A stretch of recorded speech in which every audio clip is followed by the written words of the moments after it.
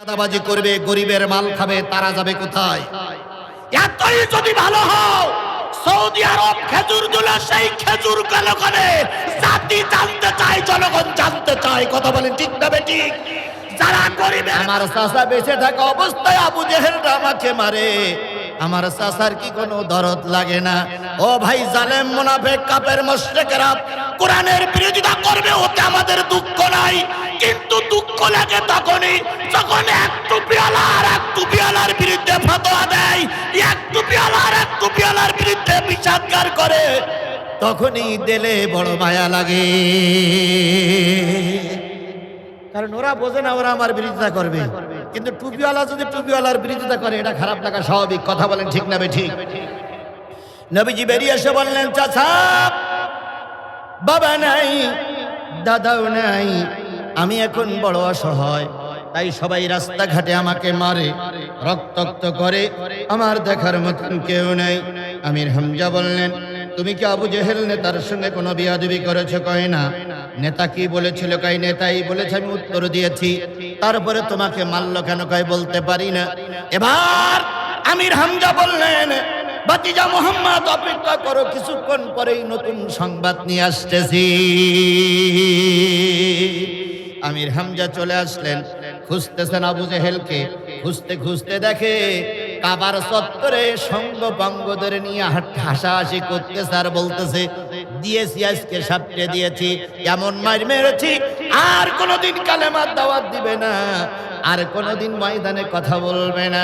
এমত অবস্থায় আমির হামজা পিছনে দিয়ে আমি আবু জেহেলের মাথার কাছে দাঁড়িয়ে বলতেছে, নেতা নেতা নেতা, কি হয়েছে? মোহাম্মদকে মেরেছেন? হ্যাঁ মেরেছি। কেন মারলেন? ওই আমরা যে কথা বলি সে কথা শোনে না। আপনি কি মনে করতেছেন মোহাম্মদের পক্ষে কেউ নেই? ভাই কে আছে? সবাই তো আমার। ডাইনি আমার, বামে আমার, পিছনে আমার, সামনে আমার। আমার বিরুদ্ধে কথা বলার মতন কেউ এখনো তৈরি হয়নি। এরকম আবু জেহেলের একটা ছোট বোন আমাদের 17 বছর জ্বালিয়েছে। কথা বলেন ঠিক না বেঠিক? আমার বিশ্বাস ওর রক্ত আর এর রক্ত এক। বিশ্বাস না হয় মেপে দেখুন, ওই আবু জেহেলের যে রক্ত, এর শরীরে সেই রক্ত ছিল। এই জন্য আলেম ওলামা সহ্য করতে পারত না।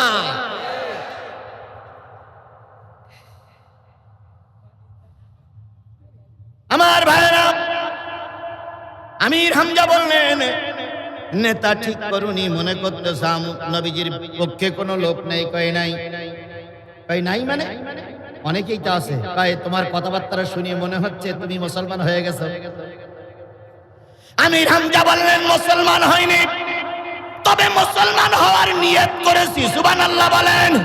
এখনো কালেমা পড়িনি, তবে তোমার আচরণ দেখে কালেমা পড়ার কি করেছি, নিয়ত করেছি। আবু জেহেল বললেন, যদি কালেমা পড়ো, নবী মুহাম্মাদের যা অবস্থা হয়েছে তোমার অবস্থা তাই হবে। আমির হামজা বললেন, নেতা এতদিন পর্যন্ত বাহ্যিক চরিত্র দেখেছো, ভিতরের চরিত্র এখন দেখুনি। তুমি কয়টা মার দিয়েছো? কয় 3টা। কয় 3টা আঘাত পাওয়ার জন্য তৈরি হও, এখন মারির বদলে মার। ওয়া কাতাবনা আলাইহিম ফিহা আন্নান নাফসা বিন নাফসি ওয়াল আইনা বিল আইনি ওয়াল আনফা বিল আনফি ওয়াল উযুনা বিল উযুনি ওয়াস সিন্না বিস সিন্নি ওয়াল জুরুহা কিসাস। আল্লাহ বললেন, তোমাদের পরে ফরজ করলাম, হত্যার বিনিময়ে হত্যা করো, কানের বিনিময়ে কান নাও, চোখের বিনিময়ে চোখ নাও, নাকের বিনিময়ে নাক নাও, আঘাতের বিনিময়ে আঘাত করো। আল্লাহ যেন এখান থেকে 1400 বছর আগে বলেছিল, বাংলার মুসলমানেরা যতগুলো মামলা আওয়ামী লীগ তোমাদের নামে করলো, তোমরাও যদি সুযোগ পাও। কিন্তু আমাদের নেতারা বলতেছে প্রতিশোধে বিশ্বাস করা যাবে না, তাই আমরা চুপ করে আছি। কথা বলেন ঠিক না ঠিক? আল্লাহ আমাদের সবরে জামিল দান করুক, সকলে মিলে বলেন আমিন। আবু জেহেল বলল, তুমি কি করতে চাও? কয় তুমি সোজা পিঠ দিয়ে মেরেছো না উল্টো পিঠ দিয়ে মেরেছো, এইটাই বলো। আবু জেহেল বলতেছে, আমি উল্টো পিঠ দিয়ে মেরিলাম, সোজা করার সময় পাইনি। শক্তের ভক্ত এ কথা বলেন, শক্তের ভক্ত। আধারে ভয় পেও না, আধারে ভয় পেও না, আলো আছে আড়ালে, জালিমেরা পালিয়ে যাবে তুমি রাস্তায় দাঁড়ালে। আধারে ভয় পেও না, আধারে ভয় পেও না, আলো আছে আড়ালে, জালিমেরা পালিয়ে যাবে তুমি উঠে দাঁড়ালে। আবু জেহেল বলল উল্টো করে মেরেছি। আমির হামজা বলল তাহলে তৈরি হও, আমি শুরু করলাম। আবু জেহেলের মাথায় আঘাত করলেন আমির হামজা। দুইটা তিনটা বাড়ি যখন হলো, আবু জেহেলের মাথা ফেটে রক্ত বাহির হলো। নেতারা চারিদিক থেকে ছুটে আসলো আবু জেহেলকে রক্ষা করার জন্য। আবু সুফিয়ান ওতবা বলতেছে কাছে যাস না, আমির হামজার চোখ দুটো বড় বড় হয়ে গেছে, যদি তোরা যাস উল্টো না এবার সোজা পিঠ দিয়ে হয়তো মারি শুরু হবে। আমির হামজা তিনটে আঘাত করে যাচ্ছে আর বলতেছে নেতা আজকে তিনটে আঘাত করলাম উল্টো পিঠ দিয়ে, আগামীতে যদি রাসূলের দিকে বেঁকা চোখে তাকাও সেদিন আর উল্টো পিঠ দিয়ে হবে না, সেদিন হবে সোজা পিঠ দিয়ে। কথা বলেন ঠিক না ঠিক? আজকেও আমরা বলতেছি জনগণের তাড়া খেয়ে এক শঙ্কুনি এক ডাইনি চলে গেছে, যদি তোমরা ওই পথের অনুসরণ করো, সেদিন জনগণ বিমানে ওঠার সুযোগ করে দিয়েছিল ডাইনি বুড়ির। এই পথ যদি কেউ অনুসরণ করে হয়তো জনগণ আর বিমানে ওঠার সুযোগ দেবে না। ধর ধর ধরে না, ধরলে আল্লাহ। এই কথা বলেন, ধর ধর ধরে না, ধরলে আল্লাহ। আর জ্বলন্ত প্রমাণ আমরা পালাই না, পালাবো না। কথা ঠিক না বে ঠিক? এরশাদ ক্ষমতাচ্যুত হয়েছিল, পালাই যায় নাই। খালেদা জিয়া হেরে গিয়েছিল, পালাই যায় নাই। জামাত ইসলামের শীর্ষ নেতাদের ফাঁসির কাস্টে ঝুলতে হয়েছে, পালাই যায় নাই। কথা বলেন ঠিক না বেটি? আর এত জনপ্রিয় দল দুপুরের বিরিয়ানি ভাত কপালে জুটল না, কুকুরের মতন পালিয়ে যেতে হয়েছে। শিক্ষাকার সেই আল্লাহ এখনো আছে না নাই? জোরে বলেন আছে না নাই? এই লোকগুলো উঠে কি বলে? আচ্ছা বলেন তো, সেই আল্লাহ কি সাতক্ষীরার দিকে আছে? সেই আল্লাহ কি আগর দাঁড়িয়ে আছে? আপনারা যে বসে আছেন আল্লাহ কি আপনাদের দেখতে পাচ্ছে? কি করে দেখবে? মাথার উপরে তো সামিয়ানা, এর ভিতরে আল্লাহ দেখতে পাচ্ছে তো। তাহলে রাস্তায় যারা ঘুরতেছে, বাজারে যারা আছে, ওদের কেন আল্লাহ দেখে না? বাড়ির থেকে আইসে স্ত্রীর কাছে বলে যে আগর দাড়ি কামিল মাদ্রাসা মাহফিল শুনতে যাচ্ছি, মাহফিল শুনতে এসে বসবা তো চার দোকানে কেন? কপাল পোড়া মুসলমান। আল্লাহ ওদের সবাইকে আসার তৌফিক দান করুক। আরো জোরে বলেন আমিন, আরো জোরে আমিন, আরো জোরে। তাহলে আবু জেহেলের মাথায় কয়টা হলো? আমির হামজা চলে গেলেন নবীর বাড়িতে, যে বললেন আব্দুল্লাহর বেটা মোহাম্মদ, সুখবর নিয়ে এসেছি, দরজা খোলো। আল্লাহ নবী দরজাটা খুলে দিলেন। আমির হামজা বললেন ভাতিজা কয়টা আঘাত করেছিল? কয় তিনটা। কয় আমিও পাল্টা তিনটা আঘাত করে এসেছি, তুমি খুশি হও? নবী কি খুশি? এই কথা বলেন, নবী কি খুশি? আল্লাহ নবী বললেন চাচা রক্তের টান বৃথা যায় না, আমার ইজ্জত মারি নিয়েছেন, খুশি হবার কথা ছিল, আমি খুশি হতে পারতাম, তবে এর চাইতে লক্ষ গুণ কোটি গুণ বেশি খুশি হব যদি আপনার জবানে শোনা যায় লা ইলাহা ইল্লাল্লাহু মুহাম্মাদুর রাসূলুল্লাহ, লা ইলাহা, জোরে জোরে লা।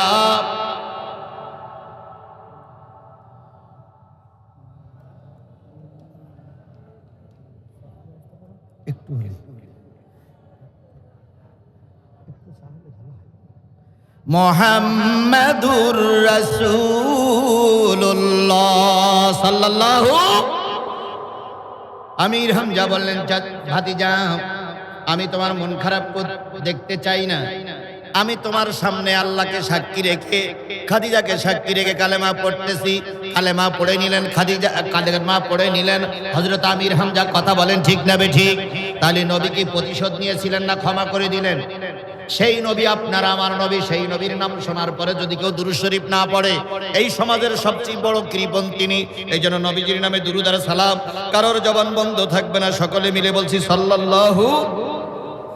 রাসূল আমার ভালোবাসা, রাসূল আমার আলো আশা, রাসূল আমার প্রেম বিরহের মূল আলোচনা,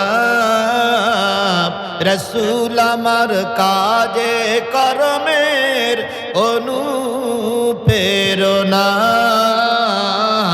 রাসূল আমার ভালোবাসা।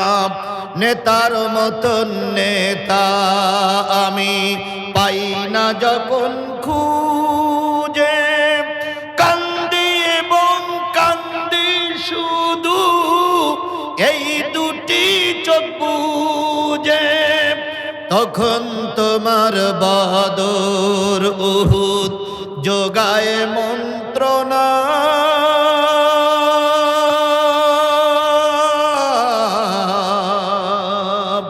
রাসূল আমার কাজে কর্মের অনুপ্রেরণা, রাসূল আমার ভালোবাসা। সেই নবীজির নামে দুরূদ আর সালাম সাল্লাল্লাহু আলাইহি ওয়াসাল্লাম। বলুন তো সেই নবীর উপরে যে কিতাবটা নাজিল হয়েছিল সেই কিতাবটার নাম কি? সবাই মিলে বলেন, আরো জোরে বলেন। সেই কিতাব আল কোরআন আমাদের মাঝে সুরক্ষিত সংরক্ষিত অবস্থায় আছে না নাই? এই কোরআনের কোনো পরিবর্তন হয়েছে? এই কোরআনের কোনো পরিবর্তন হয়েছে? হয় নাই। কোরআন যা ছিল তাই আছে না নাই? এই কোরআনের হেফাজতকারীকে আল্লাহ নিজেই বলেছেন, ওয়া ইন্নাকা লাআলা, আল্লাহ বলেছেন এই কোরআন নাজিল করেছি আমি, আর এই কোরআনের হেফাজতকারী আমি আল্লাহ। কোরআন নাজিল করেছেন কে? আর এর হেফাজত করবেন কে? সেই আল্লাহ এখনো আছে না নাই? আরো জোরে বলেন আছে না নাই? এই কোরআনে কয়টা সূরা আছে? কথা বলেন স্পষ্ট করে, কয়টা সূরা আছে? কয়টা পারা আছে কোরআন শরীফে? সবাই মিলে বলেন। 30 পারা। কয়টা সূরা? আয়াত কত? 6666 কম বেশি আছে। এক একজনের গবেষণা এক এক রকম। আমি 6666 100% নিশ্চিত করে বলতে পারছি না, তবে সাধারণ সমাজে প্রচলিত আছে তাই বললাম 6666 আয়াত। তাহলে কোরআনের পারা কয়টা? আমি আপনাদের সামনে তেলাওয়াত করেছি 24 নম্বর পারা থেকে। কোরআনের সূরা কয়টা?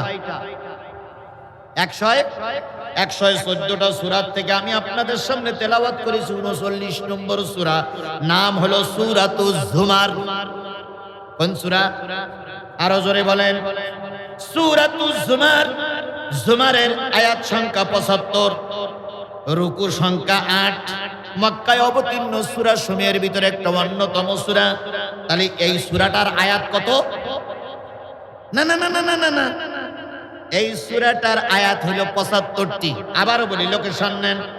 আমি তেলাওয়াত করেছি 24 নম্বর পারা থেকে। কত নম্বর সূরা? 39 নম্বর সূরা। সূরা জুমারের আয়াত কত? 75। আর এই সূরাটা নাজিল হয়েছে কোথায়? মক্কায়। 75টা আয়াতের ভিতর থেকে আমি আপনাদের সামনে তেলাওয়াত করেছি কয়টা? 2টা আয়াত। কয়টা আয়াত?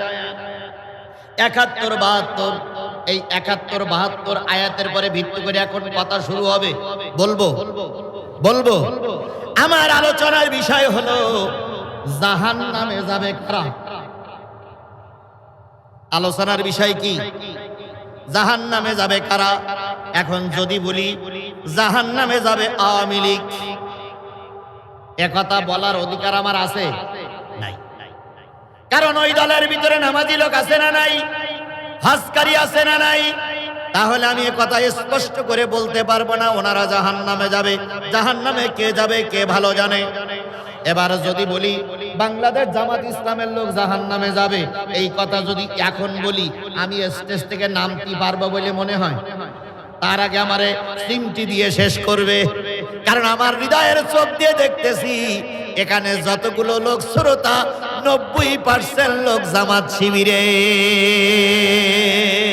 সুতরাং এখানে যদি বলি জামাত ইসলাম দোজখে যাবে, ও ভাই আমার এবার যদি বলি সরমুনাইয়াওয়ালারা জাহান্নামে যাবে, জিকির করতে করতে মাঝ। এবার যদি বলি তাবলিগ জামাতওয়ালারা দোজখে যাবে, বক্সা টোপলা টুপলি বেঁধে ফেলাই রেখে মায়ের কথা বলেন ঠিক না ঠিক? এখন যারা ক্ষমতায় আছে বাংলাদেশ ন্যাশনাল পার্টি বিএনপি, যদি বলি ওরা দোজখে যাবে ভাইরে, আগে খাইলাম 20টা মামলা, এখন হবে 41টা মামলা। এই জন্য আমি কাউকে জাহান্নামে দিতে পারলাম না বলে আন্তরিকভাবে দুঃখিত। কে দোজখে যাবে আর কে বেহেশতে যাবে কে জানে। তাহলে আল্লাহর কাছে যাই, আল্লাহ উত্তর দিলে কারোর কোনো সমস্যা নাই। এবার আসুন সূরা জুমারের কয়টা আয়াত? 2টা। কত নম্বর? 71 72 আল্লাহ বলতেছেন, وَسِيقَ الَّذِينَ كَفَرُوا إِلَى جَهَنَّمَ زُمَرًا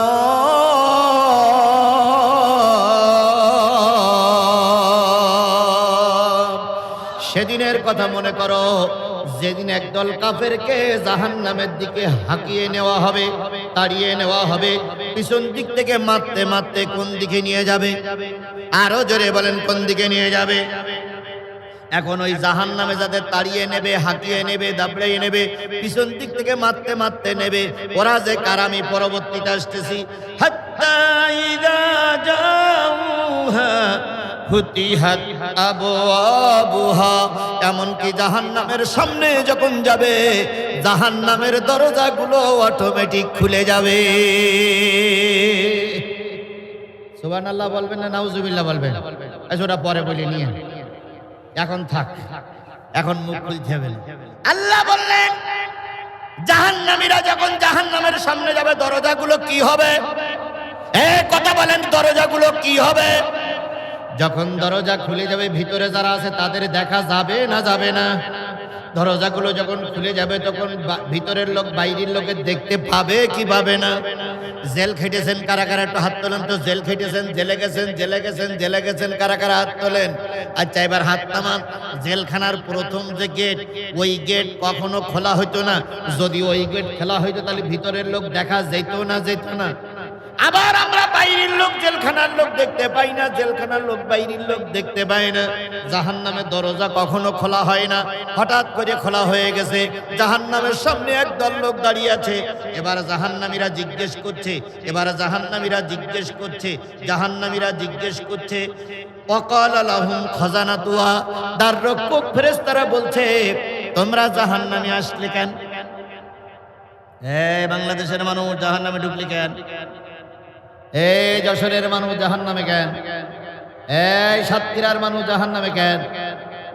আগরদাড়ির মানুষ জাহান্নামে কেন? কারা জিজ্ঞেস করছে? ফেরেশতারা। কাদের? যারা জাহান্নামের সামনে দাঁড়িয়ে আছে তাদের। ওয়াকালা লাহুম খাজানাতুহা, জাহান্নামীরা বলবে তোমরা এখানে আসলে কেন? আলাম ইয়াতিকুম রাসূলুম মিনকুম, তোদের কাছে কি কোনো রাসূল যায়নি? যদি রসুল যেয়ে থাকে তাহলে জাহান্নামের সামনে আসলে কেন? এখন আপনারা যারা আগরদাড়ি কামিল মাদ্রাসার সামনে মাহফিল শুনতেছেন, বলুন তো এর ভিতরে হাজার হাজার আলেম আছে না নাই? জোরে বলেন, আলেম আছে না নাই?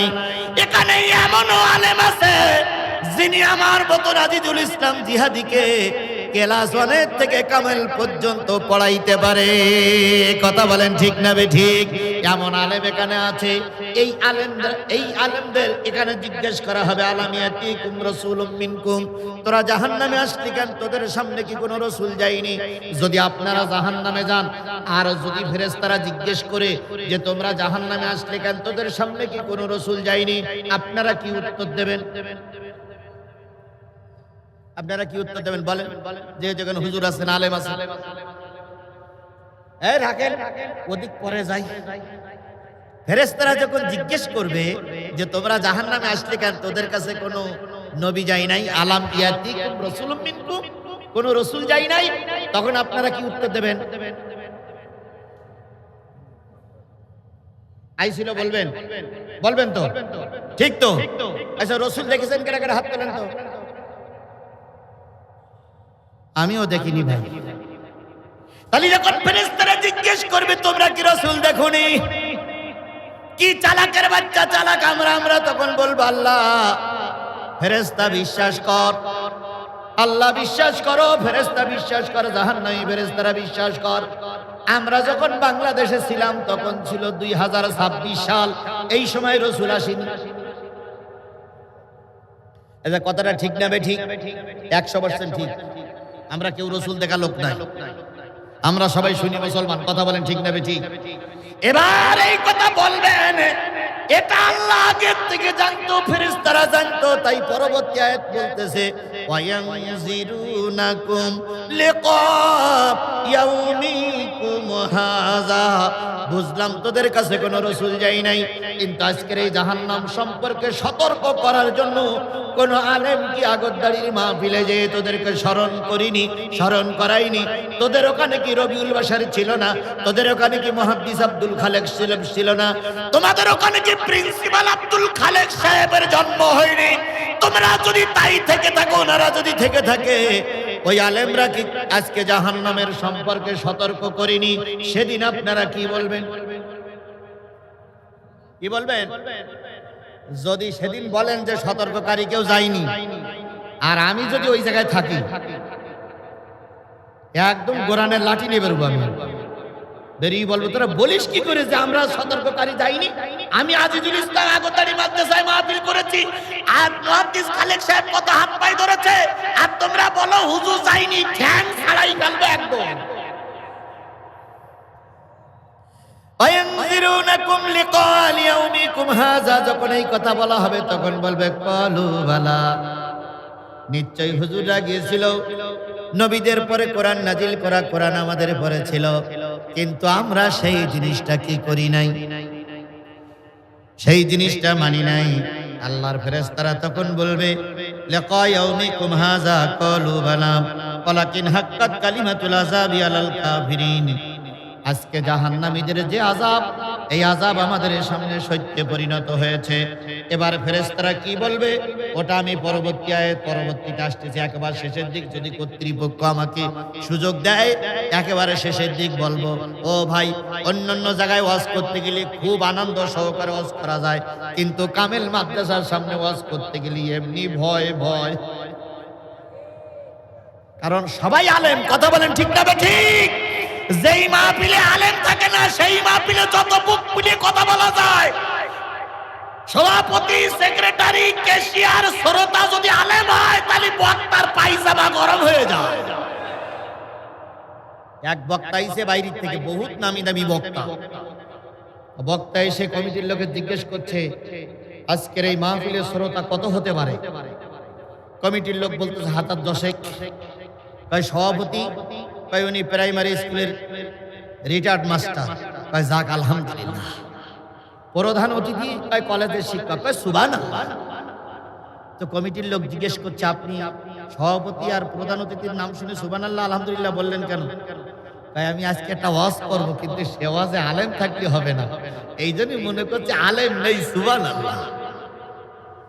তো এখন মাহফিলে যেয়ে বলতেছে ভাইরা আমার, ও প্রিয় ভাই, এমন একটা ওয়াজ আমি করতে চাই যে ওয়াজ আপনারা জীবনেও শুনেননি আর কিয়ামত পর্যন্ত শুনবেন না। আমি একটা মহান ওয়াজ করব যে ওয়াজ আপনারা কোনোদিন শোনেন নাই, কিয়ামত পর্যন্ত শুনবেন না। জনগণ বলতেছে বাপ রে বাপ, কত বড় হুজুর। আচ্ছা সেই ওয়াজই করেন, আমরা শুনি। বক্তা তখন বলতেছে ভাই, আমি গোটা বিশ্ব সফর করেছি, আফ্রিকার জঙ্গলে গেলাম, যেয়ে দেখলাম একটা আশ্চর্য ধরনের গাছ। এই গাছটা 3.5 হাত থেকে 4 হাত লম্বা, হাজার হাজার পাতা গাছে আছে, কিন্তু ওই পাতার এমন একটা গুন্ডে ভাই, ওই পাতা যদি পানিতে পড়ে, সঙ্গে সঙ্গে পানিতে পড়ার সাথে সাথে কুমির হয়ে যায়। ওই পাতা যদি ডাঙায় পড়ে, সঙ্গে সঙ্গে রয়্যাল বেঙ্গল টাইগার বাঘ হয়ে যায়। যারে পায় তারে খায়, যারে পায় তারে খায়, যারে পায় তারে খায়। জনগণ বলতে সুবহানাল্লাহ। ওই গাছের আওয়াজ আমরা শুনতে চাই। কারণ মাহফিলে কিন্তু কি নাই, আলেম নাই। এখন একজন আলেম খুঁটির গায়ে হেলাল দিয়ে ওয়াজ শুনতে এসেছিল, বড় বক্তা।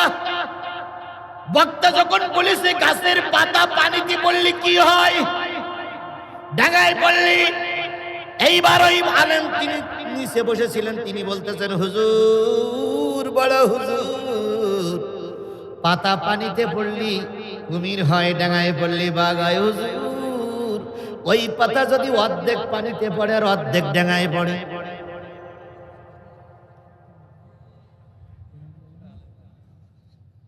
একজন আলেম ভিতরে আছে, বলতে পানি যদি, পাতা যদি অর্ধেক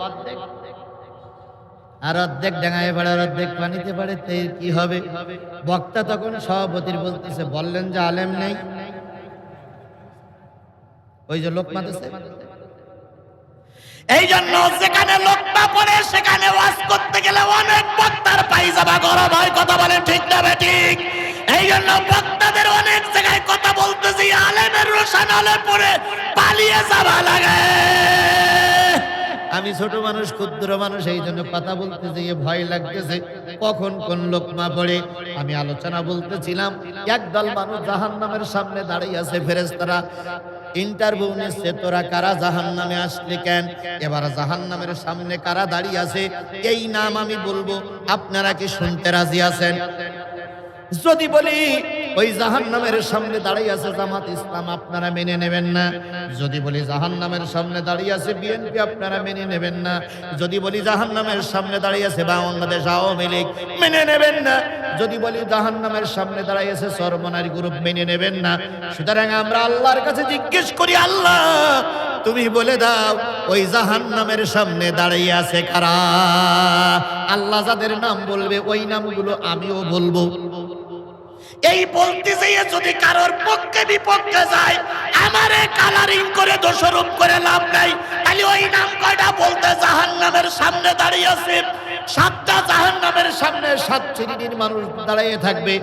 আমি একটা জাহান্নামের সামনে যারা দাঁড়িয়ে আছে তাদের নাম বলবো। সেই জাহান্নামটা হলো সাকার। সাকার নামক জাহান্নামের সামনে দাঁড়িয়ে আছে 4 শ্রেণীর মানুষ।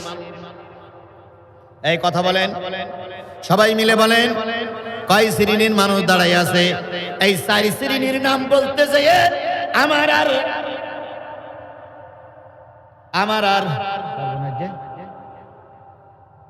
হ্যাঁ 4 শ্রেণীর নাম বলতে যেয়ে আমার কমপক্ষে 40 মিনিট লাগবে। তা আমার হাতে সময় আছে মাত্র 20 মিনিট। তাহলে আমি 4টা লোকের নাম বলবো, আপনারা কি শুনতে রাজি আছেন? কারা কারা রাজি আছেন? 2 হাত উঁচু করে মালিকের দেখান। জোরে একটা তাকবীর হবে, নারায়ে তাকবীর, লিল্লাহি তাকবীর। আল কোরআনের আলো, তোমার নেতা আমার নেতা, দুনিয়ার মুসলিম। এখন 4 শ্রেণীর নাম যদি আমি মুখস্থ বলি, কালকে ক্যাসাল হওয়ার সম্ভাবনা আছে না নাই? আমি কি দিয়ে বলবো? কোরআন দিয়ে বলি। এবার সূরা মুদ্দাসসির যেতে হবে। এতক্ষণ ছিলাম সূরা জুমারের ভিতরে, এবার আমরা যাব কোথায়? সূরা মুদ্দাসসিরের ভিতরে। 40, 41, 42, 43, 44 কয়টা? 40, 41, 42, 43, 44 কয়টা? 5টা। আল্লাহ বলতেছেন, ফি জান্নাতি ইয়াতাসাআলুন।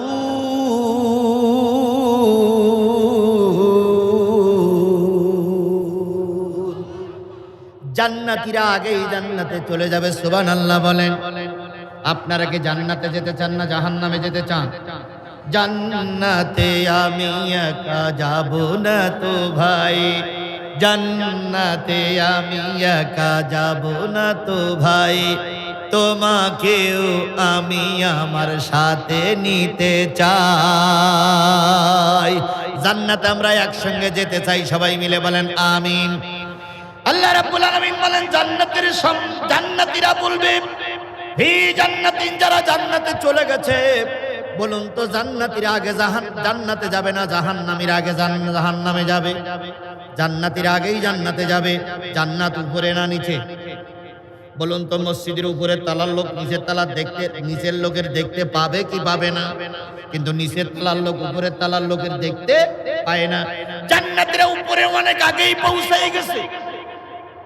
সুখ দুঃখের কথা হচ্ছে, নেতার সঙ্গে কুশল বিনিময় হচ্ছে, হুজুরের সঙ্গে কুশল বিনিময় হচ্ছে, আলেম ওলামার সঙ্গে কুশল বিনিময় হচ্ছে, ভক্ত শ্রোতার সঙ্গে কুশল বিনিময় হচ্ছে। হঠাৎ করে জান্নাতীরা শুনবে জাহান্নামের দরজা খুলে দিয়েছে। একদল জাহান্নামের সামনে দাঁড়িয়ে আছে, পরনে কাপড় নাই, মাথার উপরে সূর্য উঠে গেছে, মাটিগুলো ফেটে তামা হয়ে গেছে। ওইখানে বিরাট লোক কান্নাকাটি করতেছে। জান্নাতীরা আসবে দরজার নিকটে, জান্নাতীরা আসবে জানালার নিকটে, এসে লক্ষ্য করবে কারা কান্নাকাটি করতেছে, কারা হইচই করতেছে, কারা কাপড় নেই, পানি নাই, কারা কান্নাকাটি করতেছে। জান্নাতি মানুষগুলো দরজায় আসবে, জানালার কিনারে এসে এবার জান্নাতীরা বলবে, ও জাহান্নামীরা, ইয়াতাসালুনা আনিল মুজরিমিন, যারা মুজরিম, যারা অপরাধী, তাদের কাছে জিজ্ঞেস করবে, তোদের তো দেখে মনে হচ্ছে তোরা সাতক্ষীরার মানুষ, তোদের তো দেখে মনে হচ্ছে তোরা আগরদাড়ির মানুষ, তোদের তো দেখে মনে হচ্ছে বাংলাদেশের মানুষ, অথচ তোরা জাহান্নামে আর আমরা জান্নাতে। ঘটনা কি রে ভাই? তোরা জাহান্নামের সামনে আসলে কেন? প্রশ্নটা করবে জান্নাতীরা কাদের কাছে? এই আমার কথা কি আপনারা বুঝতে পারতেছেন তো? জান্নাতীরা প্রশ্ন করবে কাদের কাছে? জাহান্নামীদের কাছে। কেন তোরা জাহান্নামে আসলে? তখন মা সালাকাকুম ফি সাকার, যে জাহান্নামের সামনে দাঁড়িয়ে আছে সেই জাহান্নামটার নাম কি? এই কথা বলেন, জাহান্নামটার নাম কি? বলুন তো দোজক কয়টা? বাঘের বাচ্চার মতন উত্তর দেন, দোজক কয়টা? জান্নাত কয়টা? 7-8টা। আর দোজক হলো 7টা। তার ভিতরে একটা দোজকের নাম হলো ওয়াইল, আর একটা দোজকের নাম হাবিয়া, আর একটা দোজকের নাম হলো জাহান্নাম, আর একটা দোজকের নাম হলো সাকার। তোরা সাকার নামক জাহান্নামের সামনে দাঁড়াই আছিস, কারারে তোরা? এবার নিচের লোকগুলো উপরের লোকদের দিকে তাকাই বলবে, ভাই রে, আমরা জাহান্নামের সামনে, সাকার নামক জাহান্নামের সামনে দাঁড়াই আছে কয় গ্রুপ? সবাই মিলে বলেন কয় গ্রুপ? ক্বালু লাম নাকু মিনাল মুসাল্লিন, আমরা যারা প্রথম লাইনে দাঁড়াই আছি রে ভাই, আমরা সবাই বেনামাজি। তাহলে জাহান্নাম, সাকার নামক জাহান্নামে যারা প্রথম লাইনে থাকবে তারা কি? আরো জোরে বলেন।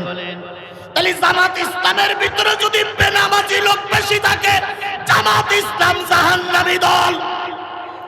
আওয়ামী লীগের ভিতরে যদি বেনামাজি বেশি থাকে, আওয়ামী লীগ জাহান্নামী দল।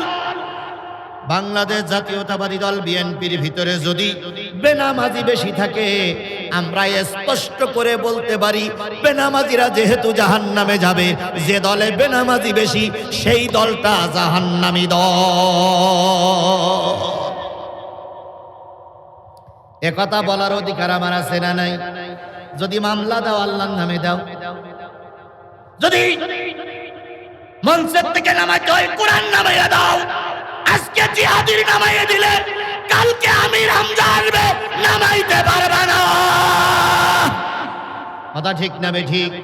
একজন আলেমের নামাই দিলে আর একজন আলেম তৈরি হবে, নামাইতে পারবে না। এই জন্য যারা বেনামাজি তারা যাবে কোথায়? এবার আপনি নামাজি কিন্তু দল করেন বেনামাজি, এখন কি হবে?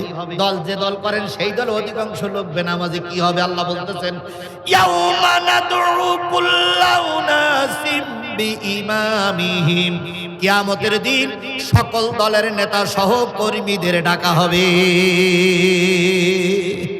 যারা জামাত ইসলাম করেন জামাত ইসলামের পিছনে থাকবেন, যারা চরমনাই করেন তারা চরমনাইয়ের পিছনে থাকবেন, যারা আওয়ামী লীগ করেন তারা আওয়ামী লীগের পিছনে থাকবেন, যারা জাতীয় পার্টি করেন তারা জাতীয় পার্টির পিছনে থাকবেন। এবার আপনি বুঝে নেন, যে পার্টি আপনি করেন ওই পার্টির নেতা নামাজি না বেনামাজি? যদি বেনামাজি হয় তওবা করে ফিরে আসুন, আপনার দল জাহান্নামী।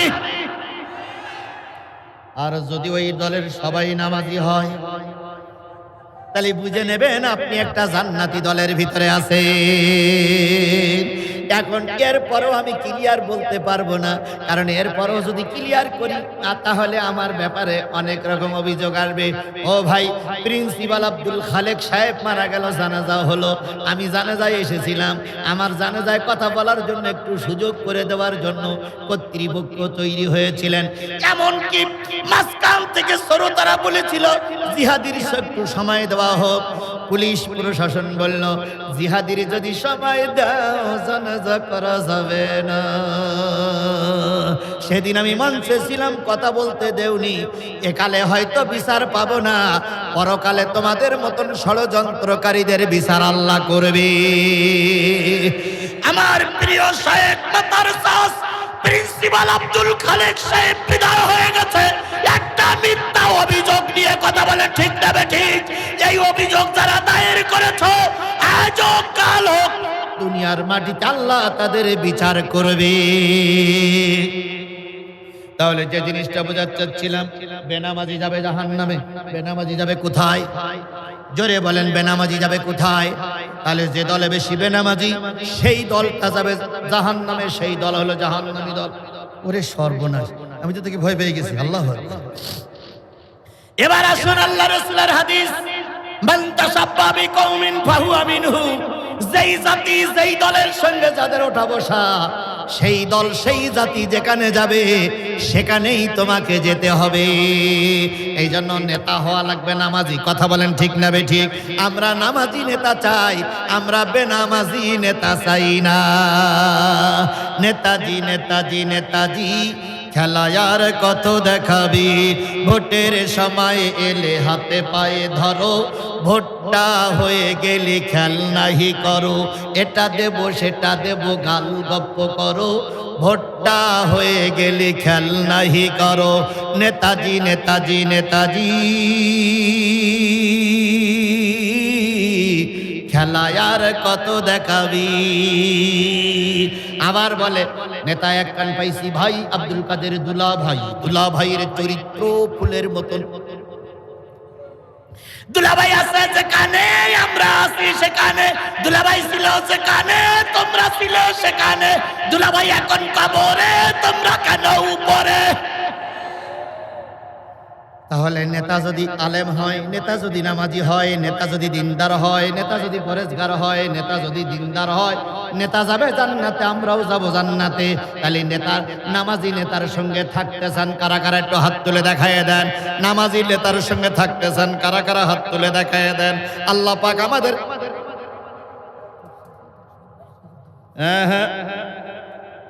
আল্লাহ আল্লাহ আমাদের কবুল করুক। সকলে মিলে বলেন আমিন। আল্লাহ আমাদের নামাজি লোকদের সঙ্গে কবুল করুক। সকলে বলুন আমিন। তাহলে প্রথম যারা জাহান্নামের সামনে দাঁড়িয়ে আছে কয় গ্রুপ? তার ভিতরে প্রথম কারা? আরো জোরে বলেন প্রথম কারা? আমি ব্যাখ্যা এই পর্যন্ত করলাম, যেহেতু আমার অন্য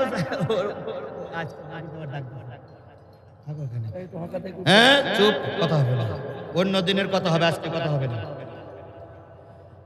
ক্বালু লাম নাকু মিনাল মুসাল্লিন ওয়া লাম নাকু নুতিমুল মিসকিন। জান্নাতীরা বলবে বুঝলাম, ফেরেশতারা বলবে বুঝলাম। প্রথম লাইনে দাঁড়াই আছে বেনামাজি, তোমরা 2 নম্বর লাইনে দাঁড়াই আছো কারা রে ভাই? তখন ওরা বলবে আমরা যারা 2 নম্বর লাইনে দাঁড়াই আছি তারা হলাম গরিবের মাল খাওয়া পার্টি, তারা হলাম বাংলাদেশের সাদা তোলা পার্টি। এই কথা বললে কিছু লোকের মুখ, কথা বলেন, ওতে জিহাদির কিচ্ছু যায় আসে না। যারা চাঁদা তুলতেছ, যারা গরিবের মাল অন্যায় ভাবে খাচ্ছ, যারা মরে মরে চাঁদাবাজি করছো, সূরা মুদ্দাসসির আল্লাহ স্পষ্ট করে বলে দিল সাকার নামক জাহান্নামে যাওয়া লাগবে। আল্লাহর কথা সত্য না নেতার কথা সত্য? জোরে বলেন আল্লাহর কথা সত্য না নেতার কথা সত্য? এই জন্য যারা চাঁদাবাজি করবে, মিথ্যার আশ্রয় নিয়ে চাঁদাবাজি করবে, গরিবের মাল খাবে, তারা যাবে কোথায়? এতই যদি ভালো হও, সৌদি আরব খেজুর গুলো সেই খেজুর গেল করে জাতি জানতে চায়, জনগণ জানতে চায়। কথা বলেন ঠিক না ঠিক? যারা গরিবের মাল খেজুর খেয়েছো, আজও কালো জনগণ ভুড়ি ফেরিয়ে খেজুর বের করবে। আপনারা না পারেন আমার ডাকবেন, আমি ভুড়ি ফেরি বের করবে। সুতরাং গরিবের মাল যারা খাবে, গরিবের মাল যারা আত্মসাৎ করবে, তারা যাবে কোথায়? আর এই দলের ভিতরে আমরা যদি থাকি, আমরাও কোথায় যাব? তার প্রমাণ হচ্ছে মান তাশাব্বা বিকৌমিন ফাহুয়া মিনহু। যেই জাতির সঙ্গে যেই জাতির ওঠা বসা, সেই জাতির সঙ্গে হয় জান্নাত নাই জাহান্নাম। সুতরাং গরিবের মাল যারা খায় তাদের সঙ্গে আমরা থাকবো না, ইনশাআল্লাহ বলেন। এবার জোর করে স্পষ্ট করে বুকে হাত দিয়ে বলুন তো, জামাত শিবিরের লোক চাঁদাবাজি করে না চাঁদাবাজির বিরোধিতা করে? কথা বলেন। এ জামাত শিবিরের লোক চাঁদাবাজির পক্ষে না বিপক্ষে? সুতরাং এই লক্ষ্য জনতা নিয়ে স্পষ্ট ঘোষণা করছি, চাঁদাবাজি করব না, চাঁদাবাজি করতে দেব না। দুর্নীতি করব না, দুর্নীতি করতে, আরো জোরে বলেন, দুর্নীতি করব না, দুর্নীতি করতে। সবাইকে একমত? তাহলে আজকের এই মাহফিল থেকে সোচ্চার হতে হবে, চাঁদাবাজিদের পিঠের চামড়া ছিঁড়ে ফেলবো। কারা কারা রাজি আছেন দুই হাত উঁচু করে আল্লাহরে দেখান।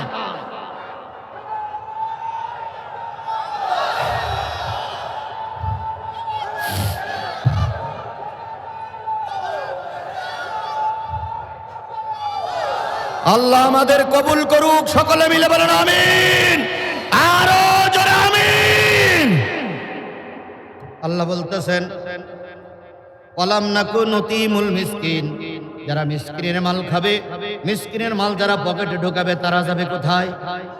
আমি আমার নেতার ব্যাপারে, চারজন সাতক্ষীরার নেতার ব্যাপারে সার্টিফাই করে যেতে পারি, যদি এতিমের মাল একটা ওনারা পেটে ঢুকায়, আমরাই সামনে দাঁড়াইয়ে বলবো আপনি কাজটা ঠিক করেন। নিয়ে কথা বলার অধিকার আমাদের আছে না নাই?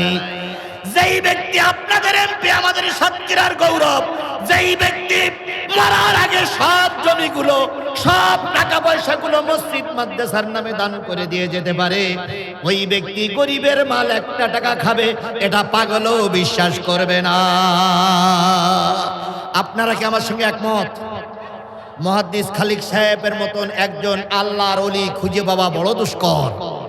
চেহারায় বলে দেয় তিনি আল্লাহর ওলি। কথা বলেন ঠিক না ঠিক? তার চেহারা দেখলেই বোঝা যায় তিনি নির্ভেজাল আল্লাহর ওলি। সেই ওলিদের পক্ষে আমরা আছি না নাই? তাহলে কয় নম্বর পয়েন্ট বললাম? জাহান্নামের সামনে দাঁড়িয়ে আছে কয় গ্রুপ? এ জোরে বলেন কয় গ্রুপ? আরো জোরে বলেন কয় গ্রুপ? এক নম্বর কি? দুই নম্বর গরিবের মাল খাওয়া পার্টি চাঁদাবাজি গ্রুপ। তিন নম্বর ওয়াকুন্না নাখুদু মাআল খায়দিন।